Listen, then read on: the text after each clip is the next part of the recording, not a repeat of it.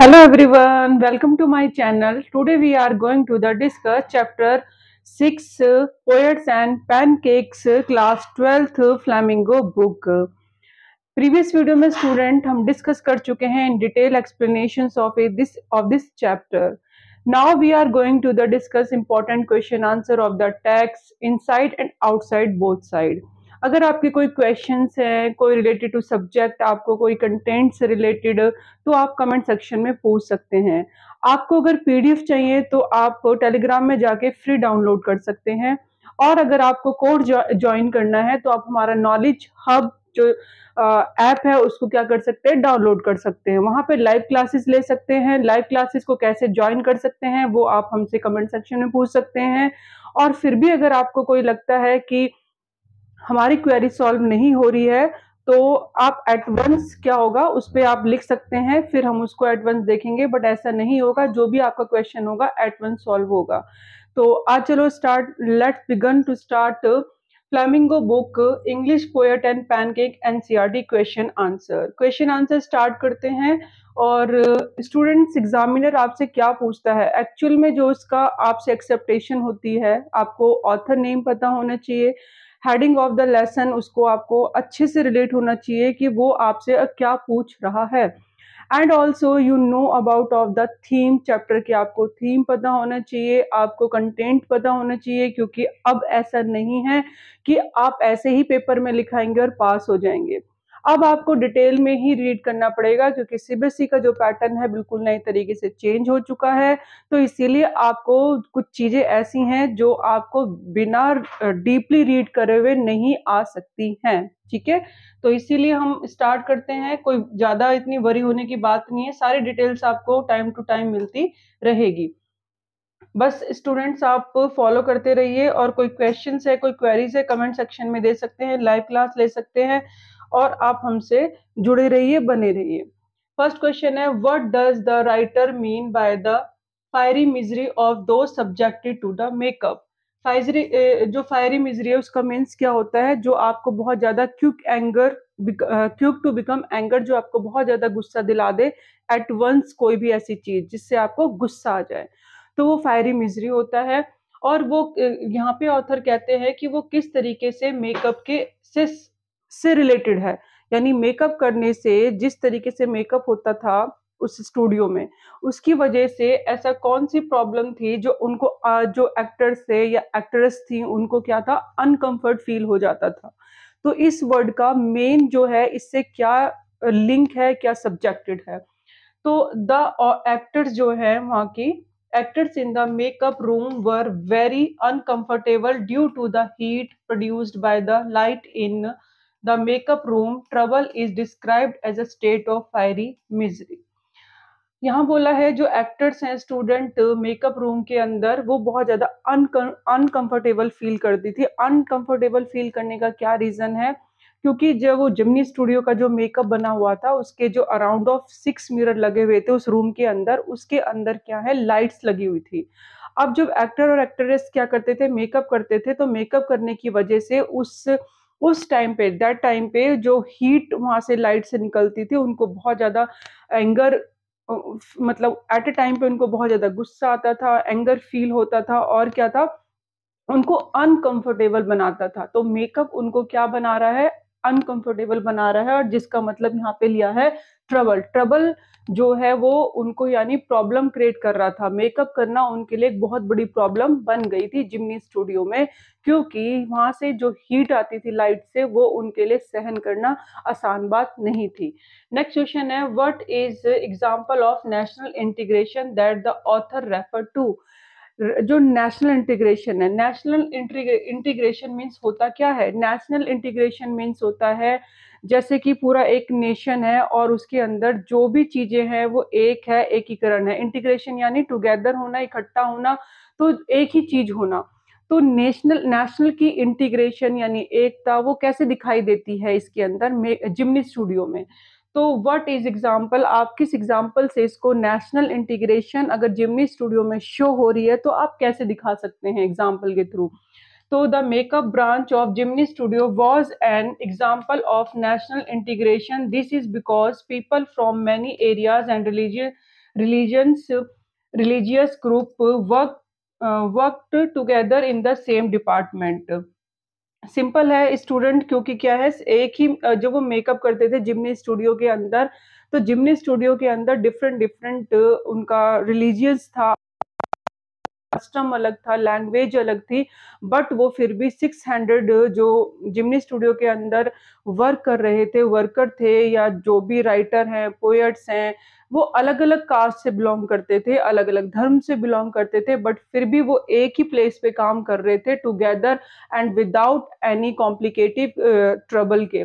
तो यहाँ पे वो अपने आप क्या कह रहा है, वो एक नेशनल इंटीग्रेशन को दिखा रहा है, पूरे देश की जो एक एकता है उसको शो कर रहा है कि हाँ जिमनी स्टूडियो के अंदर नेशनल इंटीग्रेशन है। तो ये एग्जांपल जिमनी स्टूडियो का है कि सारे इकट्ठा होके काम कर रहे थे। नेक्स्ट क्वेश्चन इज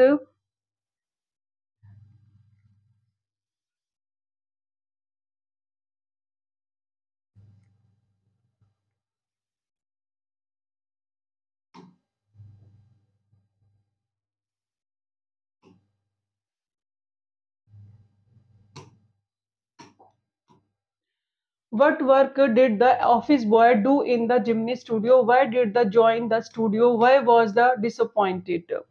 अब जो ऑफिस बॉय था, ठीक है, जिमनी स्टूडियो में वो क्या काम करता था, वो क्या काम करता था, and do in the Gemini studio, यानी जिमनी स्टूडियो में उसका वर्क क्या था, and why did the join, उसने ज्वाइन करा क्यों था in the starting of the, क्योंकि जो बॉय है हम कह तो रहे हैं ऑफिस बॉय, बट उसकी अभी रिसेंटली जो एज है उसकी 42 है। तो वह ही ज्वाइन स्टूडियो, उसने स्टूडियो क्यों ज्वाइन किया था जब स्टार्टिंग में उसने किया था, and why was he disappointed, और वो आज क्यों डिसअपॉइंटेड है अपने प्रोफेशनल को लेकर, अपने आप को लेकर वो इतना ज्यादा डिसअपॉइंट क्यों है। तो क्वेश्चन के अंदर the office boy is applies makeup to the crowds players, players means है जो कि क्राउड के अंदर रोल प्ले करेंगे, यानी जो क्राउड का सीन होता है और उसके अंदर जो एक्ट करेंगे, एक्ट्रेस है या जो हीरो हैं उनका अलग है, लेकिन जो क्राउड के अंदर जो एक्ट करेंगे, जो प्ले करेंगे, वो उनको प्लेयर बोला गया है, तो उनका मेकअप करता था ऑफिस बॉय। अब जो इतना ज्यादा क्राउड होता है, तो क्राउड का ऐसा तो नहीं है कि बहुत स्लोली आप स्लाइटली मेकअप कर सकते हो, उसके लिए बहुत ज्यादा टाइम लगता है, और टाइम लगने के साथ क्या होगा, उसको इस उस टाइम से बचने के लिए वो मिक्स करता था जो पेंट है, large pot on crowd shooting days and apply to on the players face, यानी जो एक्ट करने वाले थे, जो क्राउड का सीन प्ले करेंगे, क्राउड जो होता है, क्योंकि मूवीज के अंदर क्राउड का भी सीन होता है, तो क्राउड का जो सीन प्ले करने वाले थे, जो एक्ट करने वाले थे, उनके फेस पे मेकअप करना ऑफिस बॉय का काम था। पेंट यानी क्या बोला गया है, मेकअप। तो वो मेकअप एक बहुत बड़ा वेसल लेता था, उसके अंदर जो पेंट यानी जो मेकअप है उसको मिक्स करा, डाला, और उसको फटाफट से क्या करता था, उसके फेस पे क्या करता था, लगाता था, और ऐसे लगता था कि वो स्लैप लगा रहा है, बहुत ज्यादा पटकता था ऐसे ऐसे करके। तो वो इसमें क्या बोला है कि उसका काम ही मेकअप करना था, और वो भी सिर्फ क्राउड का, क्योंकि उस ऑर्गेनाइजेशन के अंदर एक सिस्टम बना हुआ था कि हायरार्की सिस्टम था जिमनी स्टूडियो में, कि जो सबसे टॉप लेवल का जो मेकअप है वो कौन करेगा, चीफ मेकअप मेकअप मैन है, उसके नीचे फिर मेकअप मैन है, फिर उसके नीचे ऑफिस बॉय है। जैसे कि वैसे तो होता क्या, ऑफिस बॉय पूरे एक स्टूडियो का होता है, पूरे एक स्टूडियो का ऑफिस बॉय होता है, बट यहाँ इनके मेकअप इतना बड़ा स्टूडियो था कि मेकअप रूम का भी एक स्पेशल क्या था, ऑफिस बॉय था, क्योंकि यहाँ पे क्या है, बहुत ज्यादा क्राउड था, बहुत ज्यादा 600 से भी ज्यादा लोग थे, और कंटिन्यू मेकअप चलता रहता था। और फिर उसके बाद बोला he had gone to the studios hoping to become a famous actor, screen writer, director, he was dissatisfied because he had failed and remained a office boy. है किस लिए था, क्योंकि उस जब उसने ज्वाइन करा था तो वो एज अ राइटर बनना चाहता था, पोएट बनना चाहता था, डायरेक्ट करना चाहता था मूवीज को, बट ऐसा नहीं हो पाया। वो एक तो एक ऑफिस बॉय बन गया, क्योंकि आज तो उसकी एज 42 है, 40 है अराउंड ऑफ, लेकिन जब उसने ज्वाइन करा था उसके मन में ये, उसके अंदर डिजायर थी, बट वो जब उसको कंप्लीट नहीं कर पाया तो क्या हो गया, बिल्कुल डिसअपॉइंट हो गया, बिल्कुल क्या हो गया, उदास हो गया। अब नेक्स्ट क्वेश्चन क्या है स्टूडेंट, वो हम आपसे पूछते हैं। अगर आपको इससे रिलेटेड कोई डाउट है, जो भी हम अभी रीड कर रहे हैं, कोई क्वेश्चन है, तो आप अभी तुरंत कोई क्वेश्चन पूछ सकते हैं। और एट ए टाइम जो आप क्वेश्चन पूछेंगे वो भी मुझे जो है एट ए टाइम आपको आंसर मिल जाएगा। क्वेश्चन नंबर 5 पे आते हैं स्टूडेंट, जो कि आपसे क्या पूछ रहा है। क्वेश्चन नंबर 5 में आपसे Why did the author appear to be doing nothing at the studio? Author जो है अशोका मित्रन है, वो ऑफिस में कुछ करते हुए नजर क्यों नहीं आ रहे। सब उनको बोलते हैं अरे भाई इनका कोई कुछ काम थोड़ी है। जैसे ऐसे जो उनका ऑनर है एस वॉटसन, वो भी यही सोचते हैं कि भाई क्या काम है, बस कुछ भी काम नहीं है आपके पास। तो मतलब सब लोगों का ये मानना था कि इसका काम तो कुछ भी नहीं है। तो वही बोला है कि nothing, appear to be doing nothing, वो कुछ करते हुए नजर नहीं आता है। जो अशोका मित्रन ऑथर है इसके, वाई, ऐसा क्या है, सब उनको ऐसे सोचते हैं कुछ नहीं करते, तो रीजन क्या है। The author's job cutting out newspaper clippings on a wide range of topics. Many of these have to be written by hand. As a result, he appeared to be doing nothing to them. Simple is that, इसमें यह है कि भाई उनको उसको एक simple room मिला हुआ था, रूम के अंदर वो आराम से बैठता था, उसको कुछ नहीं करना था। न्यूज़पेपर की जो क्लिपिंग आती थी उसको कट करा, पेस्ट करा, और कुछ सम टाइम से वो कुछ अपनी तरफ से भी लिख दिया करता था, कभी कभी कोई क्लिपिंग, ओनली दैट। उसका इतना ही काम था। देखने में तो उसको सबको ऐसा लगता था कुछ भी काम नहीं है, बैठे रहना है और इसको क्या करना है, कटिंग करना है, पेस्ट करना है। बट अगर देखें तो उसका काम अपने आप में ही एज अ राइटर बहुत ही ज्यादा टफ था। और लेकिन वो नथिंग यानी कुछ भी करते हुए नजर नहीं आ रहा था, इसीलिए क्योंकि उसका वर्क ही ऐसा था कि भाई ऑफिस में बैठना है और ऑफिस में बैठ के उसको सिर्फ क्लिपिंग कट करनी है। नेक्स्ट क्वेश्चन स्टूडेंट आपसे पूछा है, Why was the asking boy frustrated? जो ऑफिस बॉय था वो इतना फ्रस्ट्रेटेड क्यों था, and who did show his anger on, और वो अपना फ्रस्ट्रेटेड किसके ऊपर शो कर रहा था। तो फ्रस्ट्रेटेड जो इतना ज्यादा ऑफिस बॉय है, ऑब्वियसली अभी आपने प्रीवियस क्वेश्चन में देखा है, वो डिसअपॉइंट है। जो डिसअपॉइंट होगा तो वो कहीं ना कहीं फ्रस्ट्रेट होगा। वो अपना फ्रस्ट्रेशन के लिए किसको रिस्पॉन्सिबल मानता है, और वो किस पे अपना फिर वो ये सारी चीजें रिस्पॉन्सिबल करके थोप देता है कि भाई मैं तो इसकी वजह से प्रॉब्लम में हूँ। The office boy was disappointed because he was still only an office boy. He had received a decent education and would also write poetry. इसमें बोला है स्टूडेंट जो ऑफिस बॉय है वो डिसअपॉइंटेड है, क्यों है। He was the still only, क्योंकि वो एक ऑफिस बॉय बन के रह गया है। वो सब क्या रह गया है, सिर्फ एक ऑफिस बॉय बन के रह गया है। He had received a decent education, जबकि उसने बहुत अच्छी एजुकेशन ले रखी है। And would also write a poetry, और उसने पोइट्री भी लिखी है। And but the great literally talent was being allowed to go waste, और इतना उसके अंदर जो टैलेंट था आज वो बिल्कुल क्या हो रहा है, वेस्ट हो रहा है। And he showed his anger to Kothamangalam Shambhu Subbu. तो ये जो उसका एंगर था वो किस पे शो करता है, वो करता है सब्बू पे। जो सब्बू कौन है, वो एस वॉटसन के नीचे सेकंड नंबर पे आते हैं, क्योंकि जो जिमनी स्टूडियो है उसके अंदर जो एक ऑर्गेनाइजेशन चल रही है, हायरार्की चल रही है। हायरार्की यानी टॉप लेवल पे ऑनर है, ऑनर के नीचे सेकंड नंबर पे की पोजीशन है, फिर थर्ड, फोर्थ, फिफ्थ, इस तरीके से उसमें जिमनी स्टूडियो में सबका अपना अपना वर्क था और पोजीशन थी। तो जो एस एस वॉटसन जो बॉस हैं, जो फाउंडर हैं जिमनी स्टूडियो के, उसके नीचे काम करते थे, मतलब सेकंड नंबर पे आते थे। तो कौन थे, सुब्बू थे, और सुब्बू के साथ और भी उस डिपार्टमेंट के अंदर।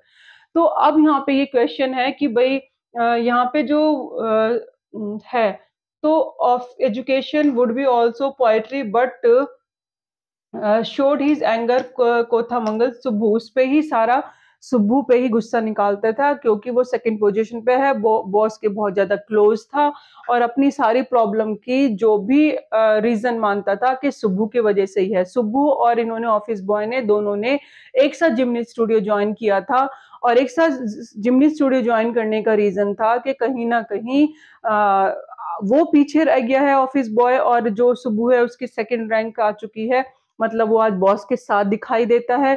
तो ये अपने आप में ही उसको फ्रस्ट्रेट और भी ज्यादा कर देता है। एक तो वो खुद से डिसपॉइंट है और उसको देख देख के और भी ज्यादा फ्रस्ट्रेट हो जाता है। The number of at Gemini studio पे सेकंड नंबर पे है। And next question is who was Subbu's principal. Principal means यहाँ पे बोला गया है बॉस। तो बॉस कौन है सुब्बू का, Subbu principal mister S S Vasan founder of the Gemini studio. Gemini studio के फाउंडर हैं एस एस वॉसन और बॉस हैं सुब्बू के। नेक्स्ट क्वेश्चन स्टूडेंट, अभी हम यहाँ कुछ क्वेश्चंस हैं, कुछ और हैं रिमेन, सभी इंपॉर्टेंट क्वेश्चंस हैं और ऐसा कोई क्वेश्चन नहीं है स्टूडेंट जिसको कि आप नेग्लेक्ट कर सकें कि वो आपके कंटेंट को कंप्लीट नहीं कर रहा है या एग्जामिनर के अकॉर्डिंग जो आपसे क्वेश्चन पूछे जाएंगे वो नहीं है। Everything is the very important, क्योंकि इसके जो कंटेंट हैं वो आपके पैसेज में जितने भी पैसेज वाइज आप रीडिंग करते हैं चैप्टर की इनसाइड के क्वेश्चंस हैं जो कि एग्जामिनर आपसे क्वेश्चन पूछेगा। नेक्स्ट क्वेश्चन है, Sabu is the desired as a many sided genius. Sabu बहुत ही ज्यादा जीनियस दिखाई देता है और मैनी साइडेड से, यानी उसको देखो हर तरीके से भाई वो ये काम भी कर लेगा, वो ये भी कर लेगा, उसके अंदर मल्टी टास्क टैलेंट दिखाई देता है। तो उसका कुछ आप हाईलाइट कीजिए, आपको कैसे कह सकते हैं फॉर हीज स्पेशल एबिलिटीज, उसकी 4 ऐसी एबिलिटीज बताइए जो कि उसके अंदर दिखाई देती हैं। ही कुड, सुब्बू पहले आप क्वेश्चन में से देख के लिखेंगे स्टूडेंट, हमेशा ध्यान रखना, ऐसा नहीं है डायरेक्ट आप लिख दें आंसर, जैसा कि आपको यहाँ पे दिखाया गया है उसके पॉइंट्स लिखेंगे, उसके आप ए बी सी भी डाल सकते हैं, रोमन काउंटिंग भी डाल सकते हैं, बट उसके पॉइंट्स डिस्क्राइब करेंगे। He could provide solution to problems, could remain cheerful all the time. सुबह की कुछ भी हो जाए, चाहे उसकी मूवी फ्लॉप हो जाए, चाहे कोई वो कितना भी डिसअपॉइंट हो, वो कोई फर्क नहीं पड़ता, वो हमेशा खुश रहता है और उसके पास हमेशा सॉल्यूशन होता है, वो किसी की भी प्रॉब्लम क्यों ना उसको सॉल्व कर सकता है। अपने बॉस ऐसे जो उसके ऐसे वॉसन बॉस हैं उसको इसीलिए पसंद करते हैं कि कई बार वो जब राइटिंग अपना राइटर लिखते हैं एज अ डायरेक्टर, जब मूवी को करनी होती है, प्रोड्यूस करनी होती है, तो कोई सीन अगर उनको नहीं समझ आता तो वो सबू से पूछते हैं कि इसको कैसे डिपिक्ट कर सकते हैं। उनके पास इतने मैनी सॉल्यूशंस होते हैं कि वो अपने आप एक उनकी एक जीनियस थिंकिंग को दिखाता है कि वो अपने आप में ही क्या है, सबके लिए परफेक्ट हैं। तो यहाँ पे मेन चीज इसको देखिए, ज्यादा आप अपने आप लाइन तो बना ही सकते हैं, जैसे क्या प्रोवाइड सोल्यूशन है, प्रॉब्लम फटाफट से किसी की भी प्रॉब्लम का सोल्यूशन निकाल देते हैं, हमेशा हैप्पी रहते हैं। He was also a poet and novelist, वो एक पोएट भी हैं, एक नॉवेलिस्ट भी हैं, नॉवेल्स भी लिखते हैं और पोएट भी हैं। He was a fantastic actor, और एक्टर तो बहुत ही अच्छे हैं। अगर उनको लीड रोल भी मिल जाता है, यानी मेन रोल ना मिले, लीड रोल मिल जाए, हीरो या के नीचे अगर कोई सेकंड रोल मिलता है तो वो भी बहुत अच्छे से करते हैं। जबकि वो अपना जो प्ले है वो इतनी अच्छी तरीके से प्ले करते हैं कि जो हीरो है, जो एक्टर है, उससे भी ज्यादा वो हाईलाइट होके उनका दिखाई देता है। बहुत ही अच्छा मतलब उनको एक्टर इसमें बताया है ऑथर ने, अशोका मित्र ने। He was a generous and loving person, वो एक जेनरस, एक सज्जन इंसान है और एक लविंग पर्सन है।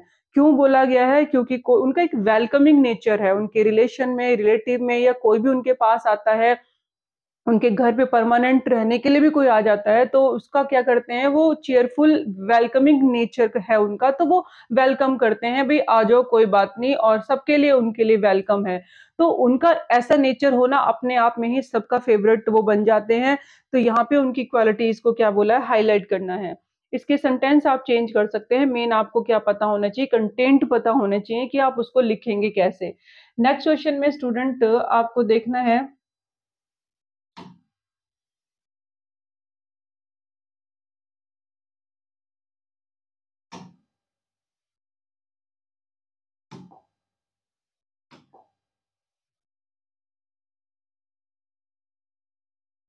Why was the legal advisor referred to as the opposite by other? अब लीगल एडवाइजर जो स्टोरी डिपार्टमेंट के अंदर था, जो कि सुब्बू था, राइटर्स थे, पोएट्स थे, और ऑल्सो लीगल एडवाइजर भी था। अब वो लीगल एडवाइजर से सुनते ही पता चल जाता है कि भाई एडवाइस देना है लीगली उसको, बट वो अपोजिट क्यों है? मतलब क्या रीजन है कि अपने नाम नाम से वो या बिल्कुल ही अपोजिट है या दूसरों से वो अपोजिट है। A lawyer work in the story department at Gemini studio, जो लॉयर है जो स्टोरी डिपार्टमेंट में काम करता है, and he was official known as the legal adviser, but उसका काम क्या है, लीगल एडवाइस देना, एडवाइजर है। But everybody refer to him as the opposite, उसको लेकिन अपने लीगल एडवाइजर जो से अपोजिट क्यों मानते हैं? He had unwillingly brought to an end the career of the brilliant young actress. Unwillingly means क्या होता है, जब आप अनइंटेंशनली कोई काम कर जाते हो, आपको पता नहीं है, आपने विदाउट नोइंग वो काम कर दिया है। तो unwillingly brought to end the career of the brilliant young actress, यानी यहाँ पे बोला है कि जो एक ब्रिलियंट एक्ट्रेस है उसका करियर का एंड किसने कर दिया, किसने कर दिया, लीगल एडवाइजर ने कर दिया। यानी जो यहाँ पे लॉयर बताया है उसने, एक बहुत ही ज्यादा ब्रिलियंट एक्टर थी, उनका करियर बिल्कुल डिस्ट्रॉय कर दिया। और डिस्ट्रॉय करने की वजह से यहाँ पे क्या बोला गया है कि उनको बिल्कुल अपोजिट बोला है, hence he was the refer to as the opposite और बाय अदर। क्योंकि जब एक बार जो एक्ट्रेस है उसको बहुत ज्यादा गुस्सा आ रहा था, तो जब अपना वो गुस्सा शो करने के लिए शाउट कर रही थी तो सब लोग सुन रहे थे, बट इन्होंने क्या करा, उनकी रिकॉर्डिंग कर ली। रिकॉर्डिंग जब वो उसके उनको वो रिकॉर्डिंग सुनाते हैं कि जरा 1 मिनट सुनना, तो जब वो अपनी आवाज, अपनी वॉइस सुनती है, क्योंकि वो सिविलाइज टॉकिंग नहीं होती है, तो गुस्से में जो वो कुछ भी बोल जाती हैं। और वैसे भी उन्होंने कभी सिटी का इतना ज्यादा एक्सपीरियंस नहीं किया था, उन्होंने क्या एक्सपीरियंस किया था, पूरा गांव से ही बिलोंग करती थी, तो सिविलाइज इतना उनका लैंग्वेज थी नहीं। जब वो अपना लैंग्वेज सुनती हैं तो बहुत ज्यादा शॉक्ड हो जाती हैं, इतना शॉक्ड हो जाती हैं कि शायद जो है वो दोबारा कभी भी एक्ट्रेस की एंट्री नहीं कर पाती हैं, स्टेज पे कभी नहीं आ पाई, और उनके करियर हमेशा के लिए एंड हो जाता है वहीं पे। तो फिर व्हाट मेड, यहाँ पे नेक्स्ट क्वेश्चन है, what made the lawyer stand out from the others eight Gemini studio. जो लॉयर है वो अपने आप, जो लॉयर है वो दूसरों से अपने आप का जो स्टैंड है वो अलग कैसे दिखाई देता है उसका, ठीक है।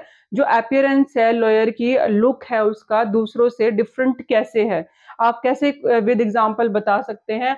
द लॉयर्स ड्रेस दैट वो मेड हिम स्टैंड आउट, वो जो ड्रेस पहनता है जो लॉयर है, वो उसकी ड्रेस क्या बना रही है, दूसरों से उसको बिल्कुल आउट कर रही है, अलग ही दिखा रही है, उसकी अपीयरेंस बिल्कुल डिफरेंट है। He wore a pant tie sometimes a coat also, कई बार वो कोट भी पहनता है, तो ये उसका क्या है, एक लुकअप है जो वो पहन के रखता है ये। और दूसरे लोग जिमनी स्टूडियो में क्या पहनते हैं, एंड जो दूसरे हैं वो पहनते हैं, other put on a khadi dhoti with a slightly over size and clumsily. Clumsily means क्या होता है, जो कि विदाउट आयरन कोई ड्रेस आप कैजुअली ऐसे उठाया और पहन लिया जिसमें रिंकल्स वगैरह होते हैं। तो जो दूसरे थे खादी को पसंद करते थे, मतलब खादी धोती पहनते थे और ओवर साइज पहनते थे, ऐसा भी नहीं आप फिट, बिल्कुल फिटिंग का या कुछ पहने, बिल्कुल नहीं। एंड टेलर्ड जो था वो टेलर से सिली हुई होती थी, वाइट खादी शर्ट भी पहनते थे और ऊपर शर्ट नीचे dhoti, and look like a everyone uniform, और ये सबकी क्या थी, यूनिफॉर्म थी। और सब इसी तरीके से क्या करते थे, वहां उस पे दिखाई देते थे। इसीलिए लॉयर का जो लुक है बिल्कुल सबसे क्या बोला है, डिफरेंट दिखाई देता है। उसका जो लुक बिल्कुल क्या बोला है, सबसे डिफरेंट दिखाई देता लुक है।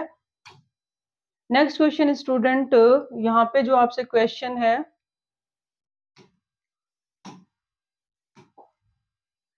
Did the people a Jimny studio have any particular political affiliation, क्या उनका किसी पॉलिटिकल से कोई जुड़ाव था, कोई एफिलिएशन था, जुड़े हुए थे जिमनी स्टूडियो के जो लोग थे, वो आपसे पूछा है। The majority of the people at Gemini studios were Gandhi ji devotees who wore khadi were all over oppose to the communism. Communism means होता है जो वायलेंस को लाइक करते हैं, उसको फेवर करते हैं। तो मोस्टली जो मेजोरिटी ऑफ पीपल थे जिमनी स्टूडियो के, गांधी के डिवोटी थे, गांधी जी को मानते थे, उनके फॉलोवर थे, अहिंसा थे उनकी, तो नॉन वायलेंस को पसंद करते थे, तो वो तो कम्युनिज्म को पसंद ही नहीं करेंगे। तो इसीलिए वो सारे उसके अपोज थे कम्युनिज्म के, उनको उनसे कोई लेना देना नहीं था। नेक्स्ट क्वेश्चन है, व्हाई वाज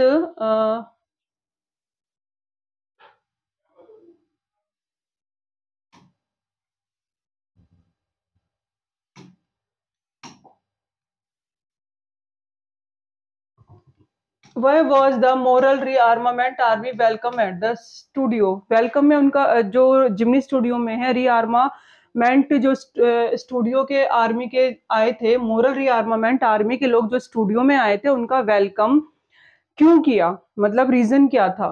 तो the moral rearmament army was a short of anti communist counter movement, वो काउंटर मूवमेंट चला रहे थे किसके अगेंस्ट में, कम्युनिस्ट के अगेंस्ट में। कम्युनिस्ट जो कम्युनिज्म है उसको जो फॉलो करते हैं, जिस आइडियोलॉजी को फॉलो करते हैं उन्हें कम्युनिस्ट कहते हैं, और वो क्या चला रहे थे, अब काउंटर यानी उसके अपोज अपोज में ये मूवमेंट चला रहे थे कि नई कम्युनिज्म को फॉलो नहीं करना चाहिए। और कम्युनिज्म क्या होता है, वो एक वायलेंस आइडियोलॉजी है। तो इसी के लिए उन्होंने यहाँ पे आए थे। जो वासन थे वो क्या थे, मद्रास में बिग बॉसेस थे, यानी बहुत ज्यादा फेमस थे। प्लेड इनटू देयर हैंड्स, वो उनके हाथों से खेल गए, यानी उनको यूज कर लिया। जब कोई आपको यूज कर ले और आपको पता भी ना चले तो उसे कहते हैं प्लेड इनटू देयर हैंड्स, यानी कोई आपको यूज कर गया और आपको पता भी नहीं चला।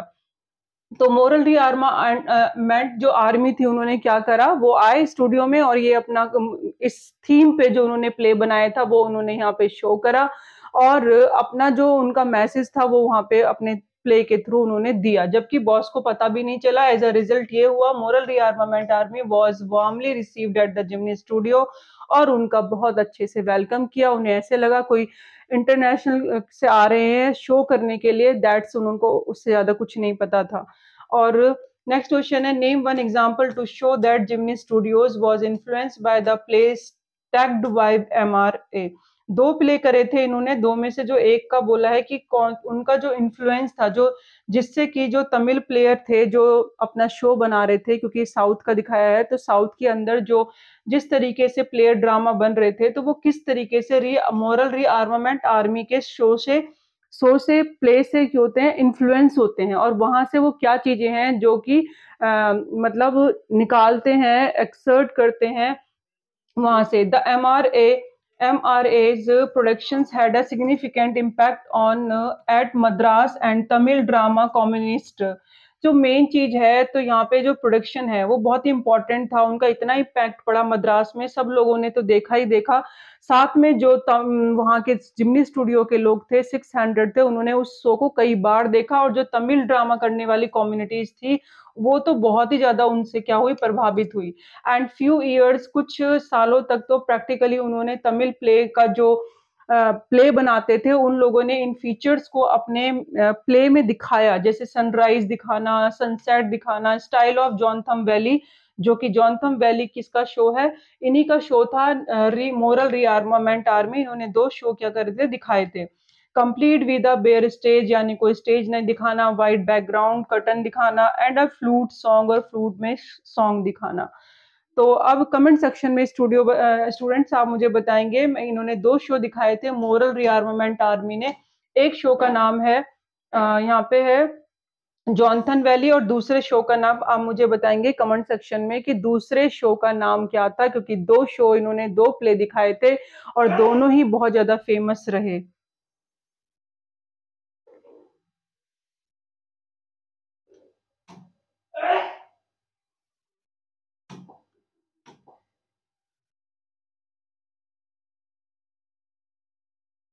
Who was the boss of Jimny studio, Gemini studio के बॉस कौन है, मिस्टर SS वॉसन है, जो कि उसके बॉस थे, जो फाउंडर हैं। और सुब्बू क्या करता है, इनके नीचे ही सेकंड नंबर पे आता है और बहुत इंपॉर्टेंट रोल प्ले करता है। लेकिन बॉस जो है वो फाउंडर कौन है, ये वॉसन है। What caused the lack of communication between the Englishman and the people at Jimny Studio?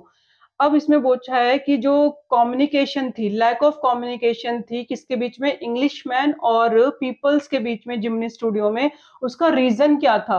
भाई जब हम किसी से कम्युनिकेशन करते हैं, जब हम उसको अच्छी तरीके से अगर नहीं समझ पा रहे हैं तो कोई ना कोई रीजन होता है। अगर दो पीपल हैं आपस में बात कर रहे हैं, मैं हूँ आप हूँ, कोई भी दो पर्सन है जो इंटरेक्ट कर रहे हैं, आपस में टॉकिंग कर रहे हैं, कम्युनिकेशन, लेकिन अंडरस्टूड नहीं है, तो दैट मीन्स वहां पे कोई ना कोई प्रॉब्लम तो है। क्या प्रॉब्लम है उससे, तो यहाँ पे वही पूछा है, इंग्लिशमैन और लोगों के बीच में, जिमनी स्टूडियो में जो लोग थे उनके बीच में क्या था, क्योंकि जब रीआर्मामेंट आर्मी आई थी उनका वेलकम हुआ था, और उनके बाद फिर से एक बार वेलकम हुआ था इंग्लिशमैन जो आया था, पोएट था।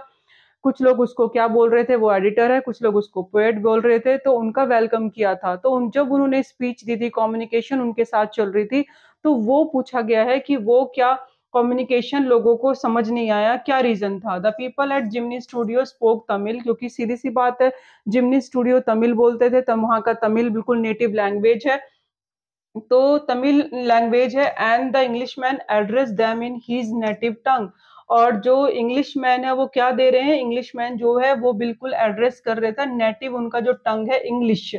तो यहाँ पे ये बहुत ही ज्यादा मिसकम्युनिकेशन हो रहा था, क्योंकि उनको समझ नहीं आ रहा था, वो तमिल था और इनका इंग्लिश था। पोएट जो ये इंग्लिशमैन आए थे, as a result there was a communication gap between the Englishman and those who could not understand what he was saying। इसीलिए कुछ भी नहीं समझ आ रहा था।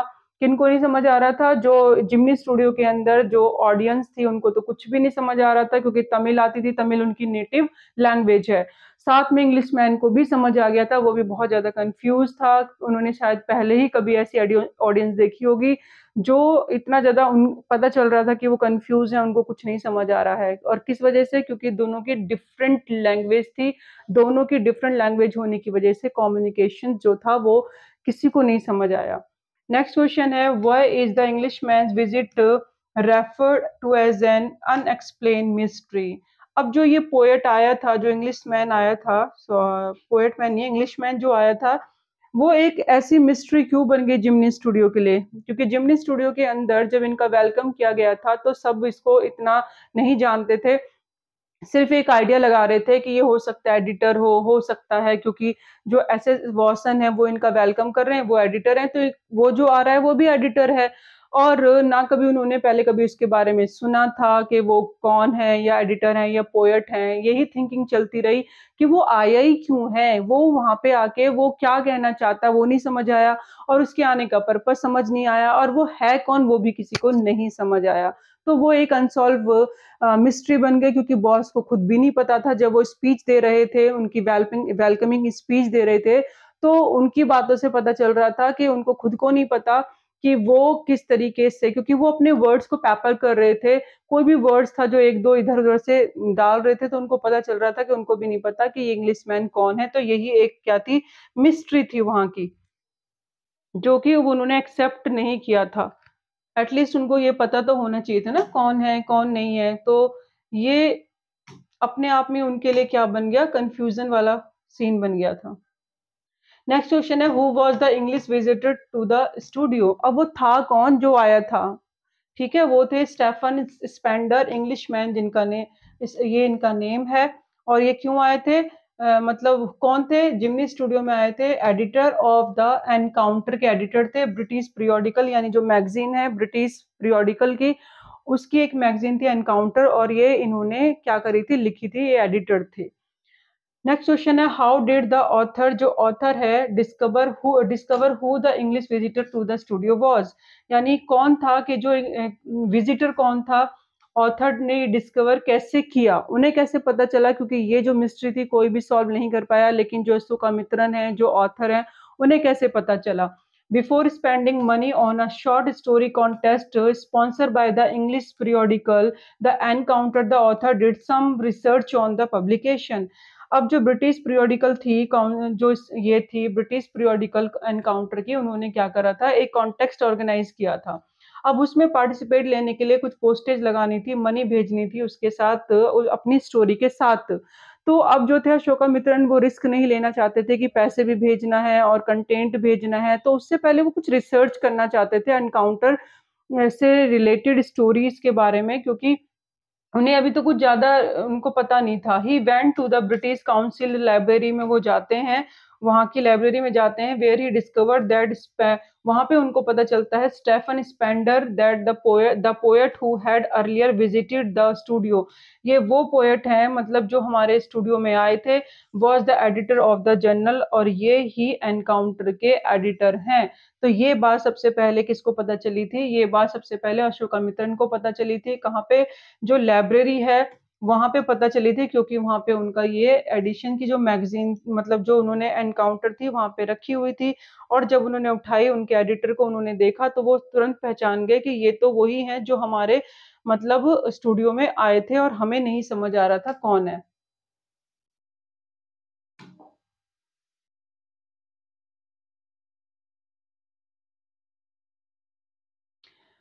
नेक्स्ट क्वेश्चन है student, what does the God that failed refer. ये जो है किसको रेफर की गई है?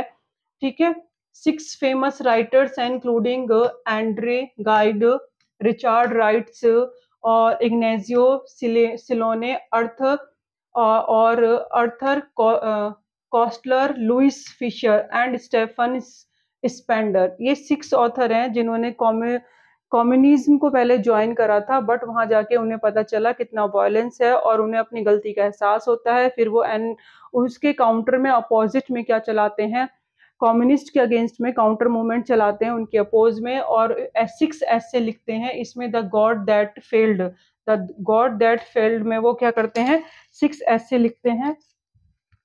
और 6 फेमस राइटर, 6 ऐसे इन्होंने कम्युनिज्म के अगेंस्ट में लिखे, यानी उसको फेवर ना करते हुए उन्होंने ये डिस्कस करा कि किस तरीके से, मतलब peace discuss their adventures into communism, किस तरीके से वो गए वहां पे, ये इन्होंने बताया है। एंड कैसे वो डिसल्यूजन होते हैं, रिटर्न इन देयर यूनिक ऐसे, और वापस कैसे आते हैं उसमें से, यानी जिस तरीके से वो उस डार्क में जाते हैं, मतलब कम्युनिज्म में जाते हैं और वहां से आते हैं, ठीक है, निराश होके, डिसअपॉइंट होके, उस से वहां से वो वापस आते हैं, तो उनको क्या है, मतलब एक बिल्कुल एक ऐसे डार्कनेस है, डिसल्यूजन, यानी जहां से हमें ऐसा लग रहा है बहुत डिसअपॉइंट है, जहां से कि बिल्कुल कोई लाइट ना हो, डार्कनेस हो, वहां से वापस आए, क्योंकि कम्युनिज्म को वो बहुत ही ज्यादा क्या बोलते हैं, बुरा बताते हैं कि भाई इसमें कुछ नहीं है, और अपने एक्सपीरियंस को वो फिर एनकाउंटर मूवमेंट में के थ्रू बताने की कोशिश करते हैं कि इसको, इससे दूर रहना ही कितना अच्छा है, और हमें कभी भी क्या कम्युनिज्म को फॉलो नहीं करना चाहिए, क्योंकि वायलेंस है, वो लोग कभी भी किसी पे रहम नहीं करते हैं, उनके लिए किसी की फीलिंग को कोई लेना देना नहीं है। The author has use genius humour to point out human foibles. यहाँ पे जो स्टूडेंट ऑथर ने कुछ ह्यूमर यूज किए हैं अपनी कमजोरियों को छुपाने के लिए, उसको एज अ, उसने बहुत ही ज्यादा उसको क्या ले लिया है, मतलब हास्य में ले लिया है, मजाक में लिए हैं। कुछ सेंटेंस ऐसे हैं जो कि कई बार हमारी कोई चीज होती है, मतलब वीकनेस है, उसको हम हाइड करने के लिए उसको क्या ले लेते हैं, उस पे हम हंसने लग जाते हैं या कॉमेडियन करते हैं। तो ऐसे इसमें कौन कौन से हैं, कुछ उदाहरण देके बताइए, कौन से सेंटेंस आपको ऐसे लगे जिसमें आपको बहुत हंसी आ रही है, मतलब थोड़ा सा लग रहा है ह्यूमर है, और वो कहीं ना कहीं एक उसके लिए फॉबियल है, कमजोरी है इस राइटर के लिए। Different characters are the employed the author to poetry human foibles. तो यहाँ पे जो है अलग अलग पोर्ट्रेट किए गए हैं, अलग अलग करेक्टर्स दिखाए गए हैं, जिमनी स्टूडियो में अलग अलग लोग काम कर रहे हैं। ambitions to become a star actor, Subbu nature talent, the legal advisor weight that run him into an opposition। सबसे पहले यहाँ पे जो एग्जांपल में बताया है, जैसे कि जो एक ऑफिस बॉय है, ठीक है, इस ये एग्जांपल्स हैं, जो ऑफिस बॉय है उसकी एम्बिशंस होती है, वो एक स्टार बनना चाहता है। सुब्बू लेकिन एक नेचुरल टैलेंटेड पर्सन है जो कि, और एक लीगल एडवाइजर है जो उसका यहाँ पे बोला है वो बिल्कुल अपोजिट ही है, ठीक है, अपने नेम से। एंड फ्यू और भी इंस्टांसेस हैं, एग्जांपल हैं जो पोर्ट्रे किए गए हैं, डिफरेंट हैं ह्यूमन क्वालिटीज उनके अंदर, सबके अंदर अलग अलग क्वालिटी है। कुछ और एग्जांपल से समझेंगे, include how the makeup artist used truck load of the pancakes. ये लाइन अपने आप में क्या बता रही है, ये लाइन बताती है कि किस तरीके से जो ट्रक भर भर के आता था मेकअप, ठीक है, जिमनी स्टूडियो में इतना क्राउड होने की वजह से जो बहुत ही ज्यादा मेकअप किया जाता था, तो ट्रक भर भर के पैनकेक आता था, मेकअप आता था, लोगों के फेस को और इतना अगली लुक कर दिया जाता था, इतना उनको प्रेजेंटेशन दिखाने के लिए मेकअप करते थे, बट उनको मॉनेस्टर बना दिया जाता था, इतना भर भर के मेकअप किया जाता था कि वो मॉनेस्टर लगते थे। तो ये अपने आप में ये लाइन क्या है, एक ह्यूमर लाइन है, ये एग्जाम्पल है। ये और भी बहुत सारी लाइन्स हैं, उसमें से आप ले सकते हैं, ये तो कुछ ही इसमें दिखाई गई हैं। एंड ट्रकलोड वाला, and another instance he mention he with the legal adviser. और जैसे कि इसमें बोला है जो लीगल एडवाइजर था, who contrary to his role, अपने रोल से बिल्कुल अपोजिट है। रून एन एक्ट्रेस कैरियर, जिसने कि एक एक्ट्रेस का बिल्कुल करियर खराब कर दिया, उसका एंड हो गया। And making her listen to her on loud voice, जब उसने एक्टर्स ने अपनी लाउड अनसिविलाइजेशन वाली जो वॉइस थी वो सुनी थी, जब वो गुस्से में चिल्ला रही थी, जिसके बाद उसको इतना शॉक लगा कि वो कभी भी स्टेज पे नहीं आ पाई। And these are a few of this stances gentle humour used by the author to point out human foibles. Foibles वही अपनी वीकनेस को किस तरीके से उसने क्या दिखा दिया है, ह्यूमर में दिखा दिया है, मजाक में दिखाया है। सेंटेंस वो हैं जो हमें बहुत अच्छे लगते हैं कि मतलब हम जब रीड कर रहे हैं तो हमें उसको पढ़ते हुए एंजॉय लग रहा है, बहुत अच्छा लग रहा है। कुछ इसके अंदर सेंटेंसेस ये इसके एग्जाम्पल हैं। नेक्स्ट क्वेश्चन है स्टूडेंट,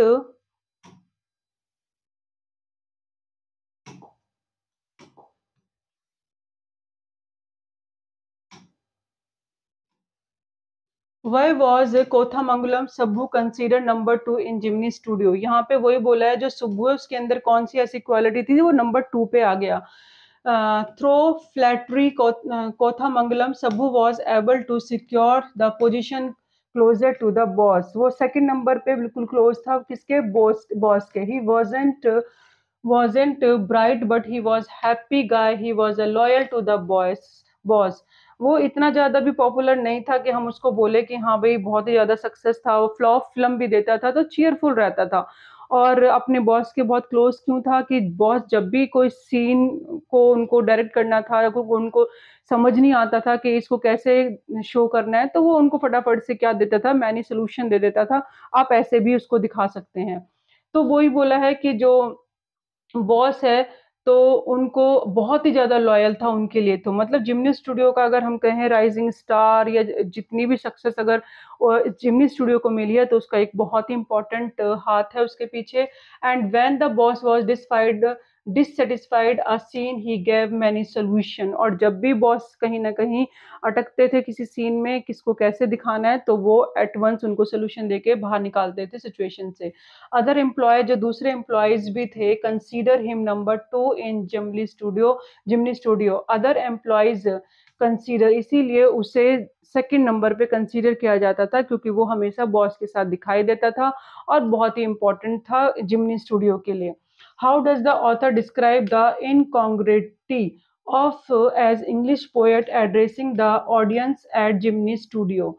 मतलब यहाँ पे जो ऑथर है वो डिस्क्राइब करते हैं कि किस तरीके से जो इंग्लिश पोएट है वो ऑडियंस को क्या करता है, पोएट एड्रेसिंग द ऑडियंस को जिमनी स्टूडियो में क्या करते हैं, एड्रेस करते हैं।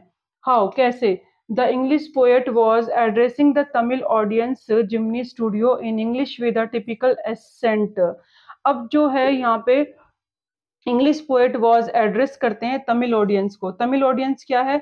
अब उनको तो इंग्लिश समझ आएगी नहीं क्योंकि उनकी नेटिव इंग्लिश नहीं है, तो वो उनके लिए उनका जो एक्सेंट था, पोएट का एक्सेंट क्या है, उनका है नेटिव इंग्लिश, तो उसको समझ पाना बहुत मुश्किल हो रहा था। He was talking about thrills travels.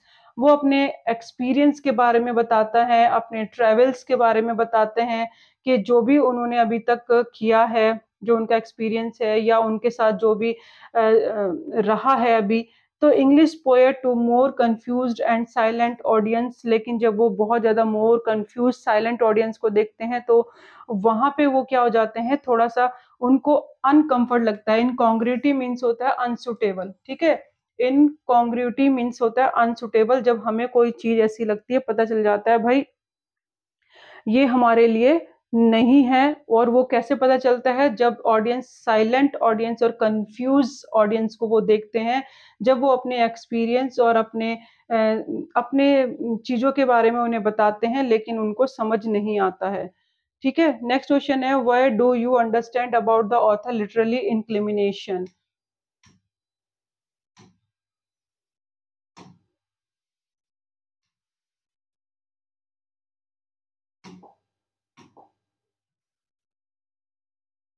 What do you do understand about the author literally inclinations from the account?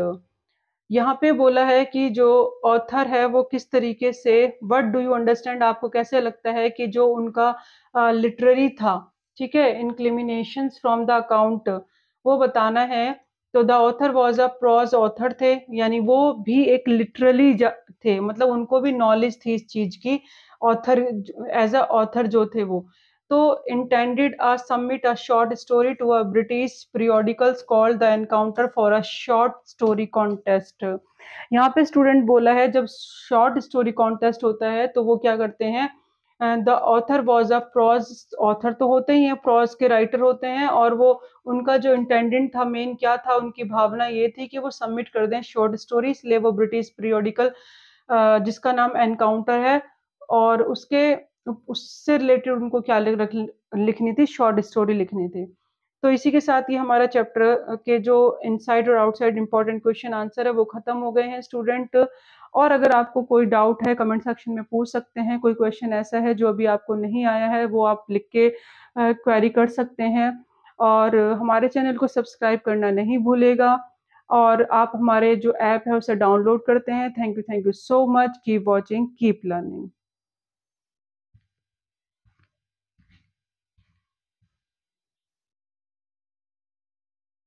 Summary इसी चैप्टर की।